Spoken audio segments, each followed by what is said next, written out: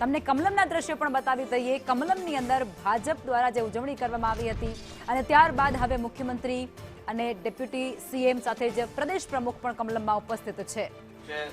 અહીંયા મંચ પર ઉપસ્થિત ગુજરાત ભારતીય જનતા પાર્ટીના પ્રદેશ અધ્યક્ષ આદરણીય શ્રી જગદીશભાઈ વિશ્વકર્માજી, ગુજરાતના લોક લાડીલા મુખ્યમંત્રી આદરણીય શ્રી ભૂપેન્દ્રભાઈ પટેલજી, ગુજરાતના યુવા નાયબ મુખ્યમંત્રી આદરણીય શ્રી હર્ષભાઈ સંઘવીજી, ગુજરાતના કૃષિ મંત્રી શ્રી જીતુભાઈ વાઘાણીજી, પ્રદેશ મહામંત્રી શ્રી પ્રશાંતભાઈ કોરાટ અને મુખ્ય પ્રવક્તા શ્રી ડોક્ટર અનિલભાઈ પટેલ આપણી વચ્ચે ઉપસ્થિત છે। ત્યારે આદરણીય પ્રદેશ અધ્યક્ષ શ્રી આદરણીય હર્ષભાઈને વિનંતી કરું કે આપ પત્રકાર વાર્તાને સંબોધો।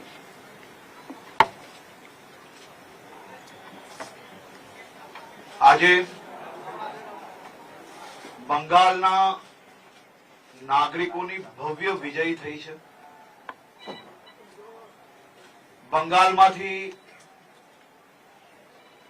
બંગાળના નાગરિકોને હવે જંગલ રાજમાંથી મુક્તિ મળીને એમની પોતાની સરકાર, પોતાના નેતાઓ એ આવનારા દિવસોમાં બંગાળના ખૂણે સુધી બંગાળના પ્રત્યેક નાગરિકોના હિતમાં કેન્દ્ર સરકાર, રાજ્ય સરકારની બધી જ યોજનાઓનો લાભ પહોંચાડવાનો, સાથે સાથે બંગાળના બધા જ ક્ષેત્રોને વિકાસની ગતિને અદ્ભુત ગતિ જોડે જોડે બંગાળના નાગરિકોને ત્યાં ને ત્યાં જ વધુમાં વધુ રોજગારી પ્રાપ્ત થઈ શકે તે પ્રકારની સરકાર આજે બંગાળમાં ભારતીય જનતા પાર્ટીનો એક ઐતિહાસિક વિજય થયો છે।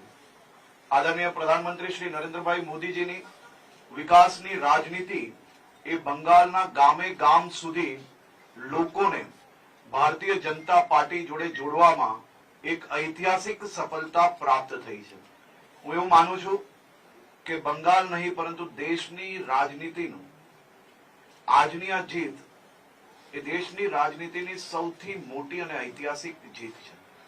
આ જીતની બંગાળના બધા જ નાગરિકોને શુભકામનાઓ આપું છું અને સાથે સાથે મારા ભારતીય જનતા પાર્ટીના પ્રત્યેક સાથીઓને જે બંગાળના નાગરિકો માટે છેલ્લા વર્ષથી સંઘર્ષ કરી રહ્યા છે, અનેક લોકોએ પોતાની શહાદત આપી છે, અનેક માતા પિતાએ પોતાના દીકરા દીકરી ગુમાવ્યા છે, અનેક દીકરા દીકરીઓએ પોતાના માતા પિતા ગુમાવ્યા છે। આ બધા જ કાર્યકર્તાઓનો, આ બધા જ પરિવારને હું આજે બે હાથ જોડીને